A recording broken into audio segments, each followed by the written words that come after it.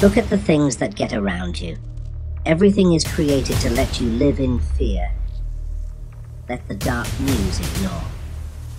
We are digitally imprisoned, looking at the light, unaware of the brilliant, blinding truth that lies just outside our self-imposed darkness. This allegory is not just an intellectual exercise, it's a mirror reflecting our own potential blindness, a stark warning that the reality you're so certain of might be nothing more than a carefully projected illusion.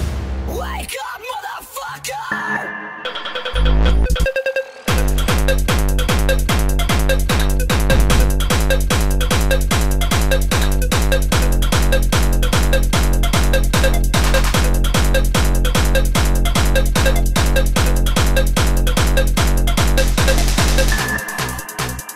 Or the systems designed to maintain a certain order, an order that might depend on you not looking too closely.